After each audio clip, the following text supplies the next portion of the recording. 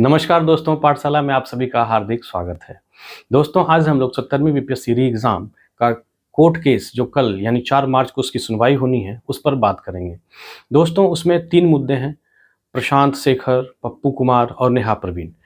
Pappu Kumar and others versus BPSC का जो मामला है, उसमें कई तरह के इश्यूज़ को उठाया गया है, जैसे ट्विटर पर, एक्स पर क्वेश्चन का वायरल होना, ग्रुप में एग्ज़ाम देना, अन्य कई प्रकार की अनियमितताओं का जिक्र है। वहीं प्रशांत शेखर व नेहा प्रवीण वाले केस में 13 गलत प्रश्न के गलत उत्तर को लेकर तथा कई टेक्निकल पॉइंट्स उठाए गए हैं। मसलन 2 शिफ्ट में किस तरह से अनइक्वल रिजल्ट दिया गया, एसओपी को ब्रीच किया गया, तमाम तरह की बातें हैं। तो आज हम लोग उन 13 प्रश्न जो कि कल यानी 4 मार्च को कई टेक्निकल पॉइंट्स में से एक यह भी पॉइंट्स है जो कि काफ़ी मजबूत पॉइंट्स है। 13 प्रश्नों के गलत उत्तर दिए गए हैं। हालांकि इससे पहले आशीष आनंद वाले केस में 7 प्रश्न का जिक्र किया जा चुका है, तो उसमें कुछ क्वेश्चन ओवरलैप कर रहे हैं, लेकिन ये 13 प्रश्न अलग से कल इस पर सुनवाई होगी। तो दोस्तों, वीडियो की शुरुआत से पहले मेरा आप लोगों से आग्रह है कि जो भी इस चैनल पर नए हैं, आपके अपने चैनल पाठशाला को लाइक करें, सब्सक्राइब करें और कमेंट करें। इससे हमें भी बल मिलता है आपकी 70वीं बीपीएससी री एग्ज़ाम की मुहिम को और तेज करने में और मुस्तैदी से लड़ने में। तो दोस्तों, अभी नकारात्मकता का माहौल है चारों तरफ।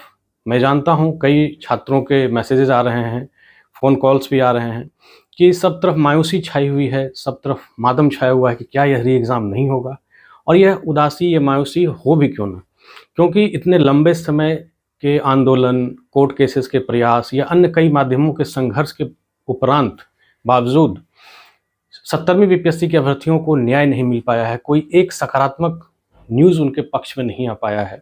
डेट पर डेट मिलता जा रहा है।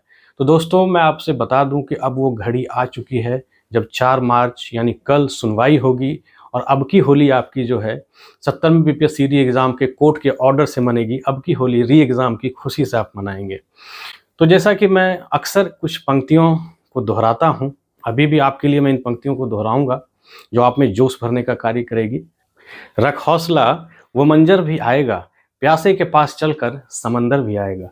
रख हौसला, वो मंजर भी आएगा, प्यासे के पास चलकर समंदर भी आएगा।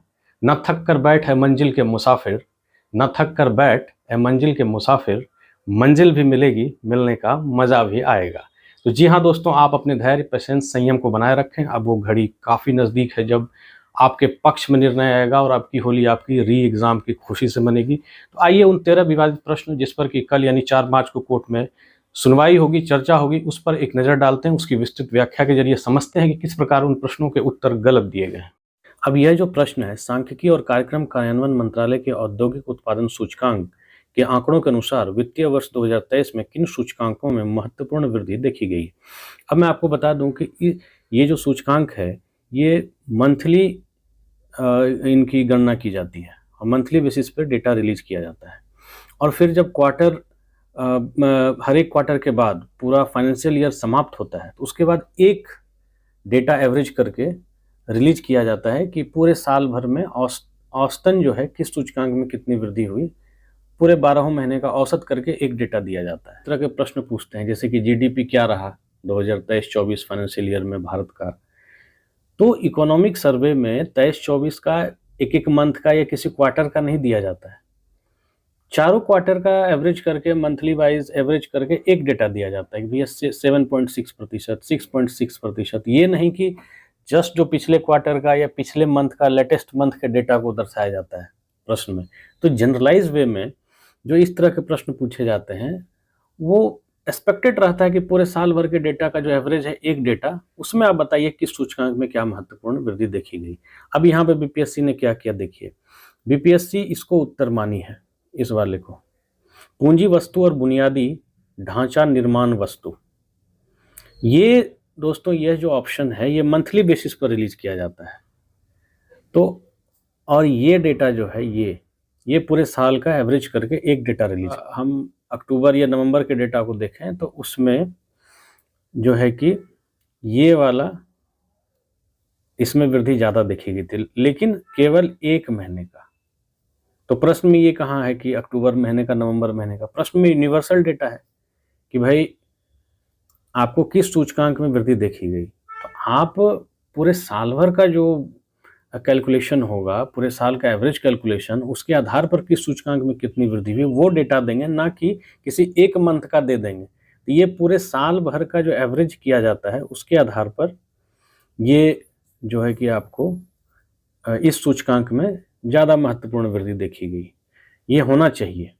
और बीपीएससी ने जो माना है इसको, वह है ये वाला पूंजी वस्तु बुनियादी ढांचा निर्माण वस्तु, जो कि अक्टूबर नवंबर मंथ का एक महीने का दिखा रहा है।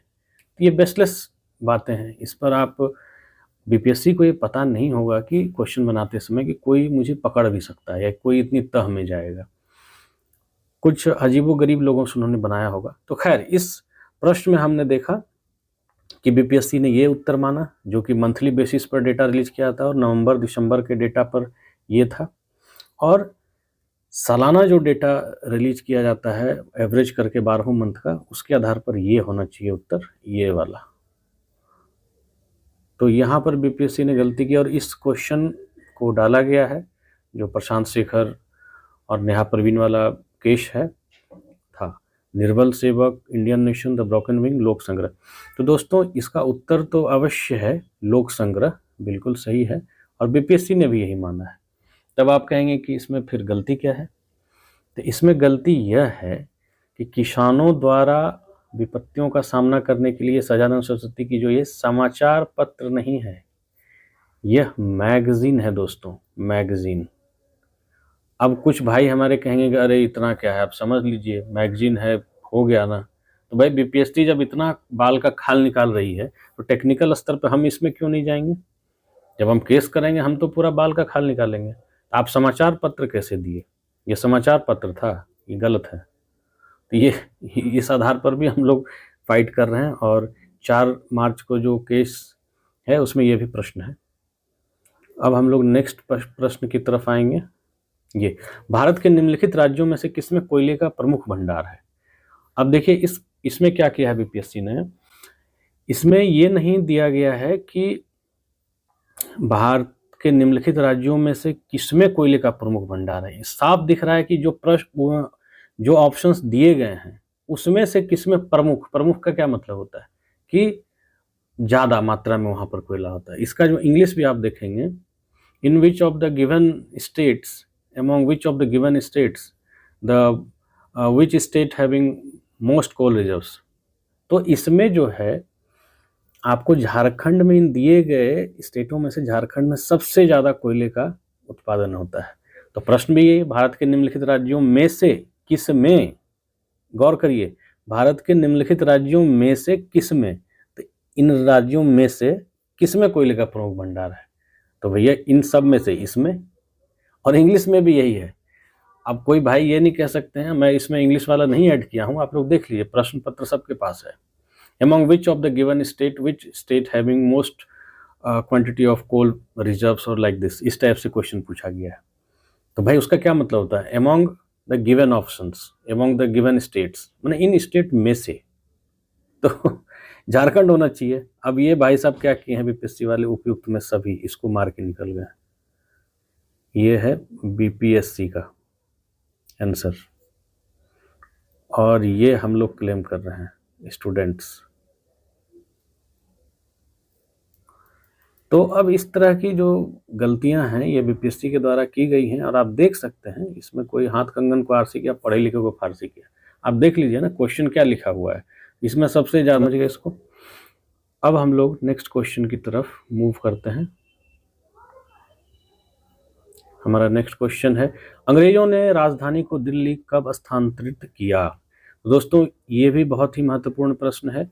इसमें मैं आपको बता दूं कि 3 दिल्ली दरबार का आयोजन करवाया गया था। एक तो लॉर्ड मेयो के कार्यकाल में 1876 में शाही उपाधि अधिनियम, महारानी विक्टोरिया को सम्राज्ञी घोषित किया गया था, पहला वो था। एक कर्जन के समय में, और तीसरा जो है वह मिंटो द्वितीय के समय में। जी हाँ दोस्तों, मिंटो सेकंड के समय में 12 दिसंबर, जी हाँ दोस्तों 12 दिसंबर 1911 को थर्ड जो दिल्ली दरबार है, इसमें आपको जॉर्ज पंचम आए थे, जॉर्ज पंचम, जॉर्ज फिफ्थ, ये महाराजा आए थे। और उसी दिन घोषणा की गई थी कि राजधानी कोलकाता से दिल्ली स्थानांतरित की जाती है ऑफिशियली पेपर पर।